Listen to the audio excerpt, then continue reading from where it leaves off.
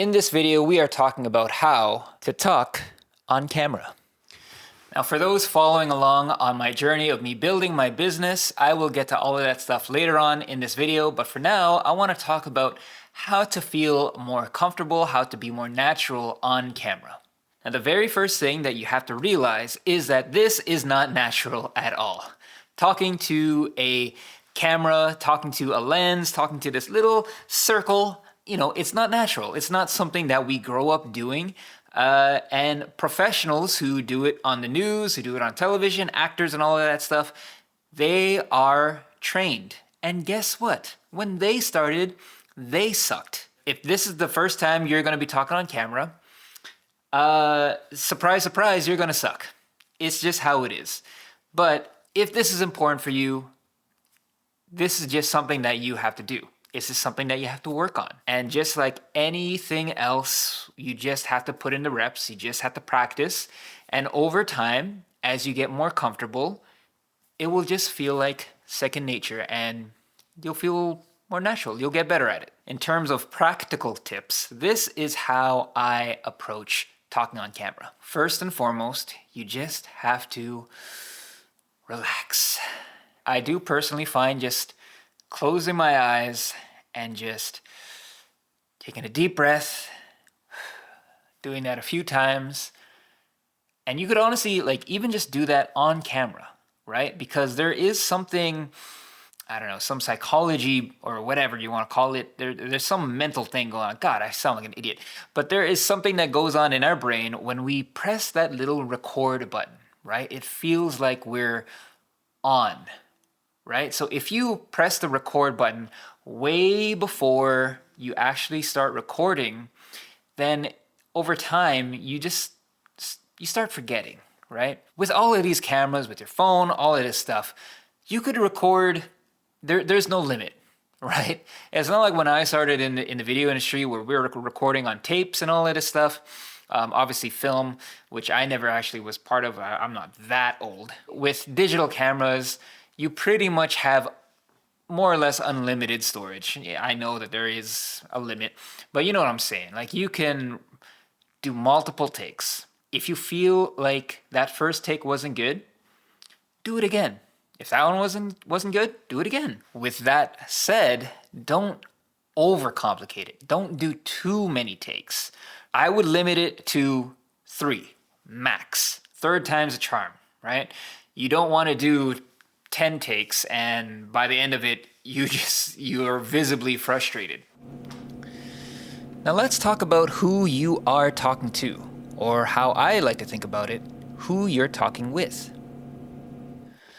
When it comes to talking on camera, there are 2 specific people that you need to think about, because remember, you're not talking to the camera. You're not talking to this piece of equipment. You are talking to an actual human being. There is somebody on the other side of this screen who is listening to me, who is talking. You are listening to me right now. For better or for worse, here we are.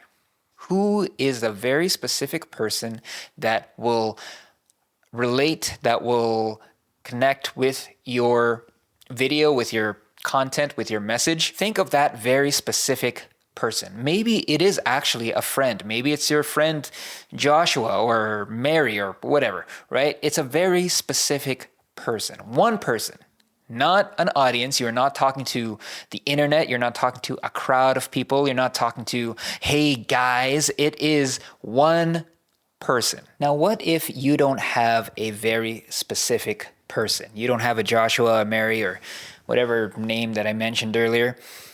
What if it's hard for you to imagine someone else?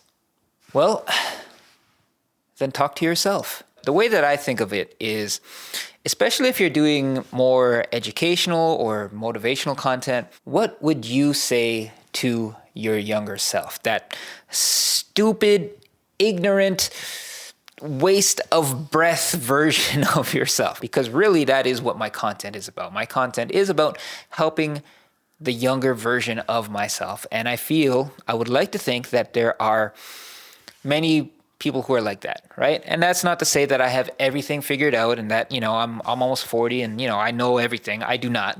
But I do know more now than I did when I was 20, 25, heck 30, whatever. Now, other quick tips is that you have to look straight down the barrel of the lens. Okay, looking straight down. You don't want to look a little bit off or over here. Some people cheat and have like their script like right beside the lens or something like that. And you could tell, right? Right now, you could tell that I'm looking straight at you. But even if I just look a little bit off, either here or up or down, just a little bit off, we can tell. You can tell. But if I'm looking straight down the barrel of the lens, it feels like I'm talking to you. Now, one thing that you need to be careful with that is that it's okay to break eye contact. You don't have to stare at this thing because then that starts feeling a little uncomfortable. Look away, look over here. Just keep it natural. When you're talking to somebody, yes, obviously eye contact is important, but we're not staring. In natural conversations, we are sort of looking around, right? We are keeping it flowy, keeping it easy, whatever. I don't know what word I'm thinking about right now. Now, as a video editor, I know so many people say remove every and like and pauses, but for the love of God, keep some of that in there. When we speak naturally, sometimes we just take a moment to pause, and that's what makes us human. And that brief pause gives the viewer time to absorb the moment, to sort of put ourselves in their mind. There is something to be said about making sure that we keep the humanity in our videos, right? And that includes keeping the occasional like and pause. And I don't mean pause in the way that all the youngins are talking about now. Obviously, I mean a short, brief bit of silence. And now let's talk about the daily vlog that I'm doing of me building my business. For those who don't know, for those who haven't been following, I am building a mentorship coaching program for video creatives. I have been doing video for a long time, and instead of creating video for other people, I find it just way more meaningful for me to help other creative-minded people create videos and express their creativity and share their stories here on YouTube. This is episode 4, and today I have a follow-up call with somebody that I spoke to a little while ago who said that he needed some time to think about it. I gave him that time, and I have that call in, I think it's at 10. Let me check my phone. Yeah, it's at 10. So I got some time to prepare for it, and we'll just see how that conversation goes. So might have another no-show, or maybe just another scheduling thing like what happened on episode 1. Let's message him. Let's see. Oh, I see some dots. This feels like high school when you're talking to, your crush. And you're just waiting to see what she says. I mean, I'm not going to assume, but if it's taking somebody this long to write a message, it probably means that they are trying to figure out a nice way to say no. Because if it was like, oh yeah, I'll be there in a second, then you'll write, I'll be there in a second. So he did message me back and said that that was a no for him, dog. Yeah. See, I get over. I deal with disappointment with humor or an effort at humor. So yeah, it's okay. I know that. It's not like it sucks. I'm not gonna lie, but I also realize that this is just part of the process. You're not gonna get a yes every single time. And what I have learned from this, I guess, is, I don't know. I don't know what I have learned.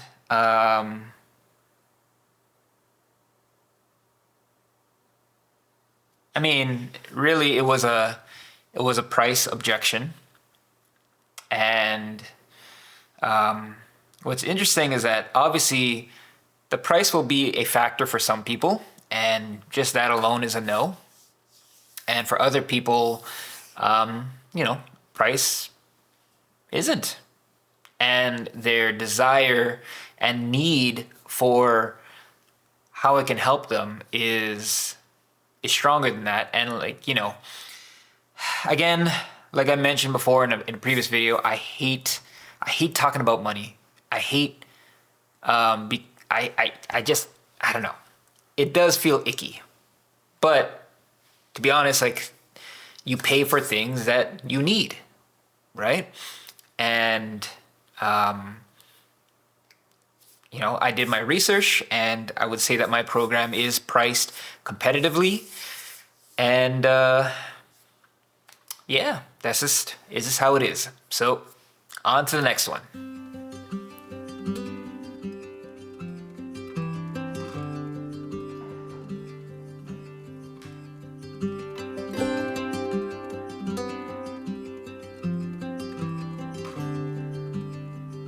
So let me know what you think about this format of giving advice and tips at the beginning of the video and then following it up with what my adventure is like starting this business.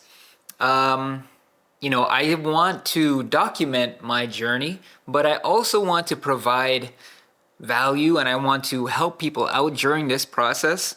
One is because I feel that this is something that I could help people with, and it is what I am all about, right? I am all about video. And so while yes, a daily vlog or whatever is fun for me, I know how YouTube works. Nobody's clicking on a video that's titled vlog number 15. There has to be some value behind it, right? Nobody knows who I am. I know that, I'm not Mr. Popular or whatever, and I don't ever choose or want to be. And so I want to provide value to people. I want to help people out on their journey. And I think that the best way to do that is to give you guys some advice and help you guys out as you guys are doing your own thing. And whether you want to join a program or not and go more in depth with things, totally up to you. If you want to just stick with my videos, totally fine. And we'll just go from there. Anyways, I'm going to have my lunch now. Thank you so much for watching, and we'll see you on the next episode.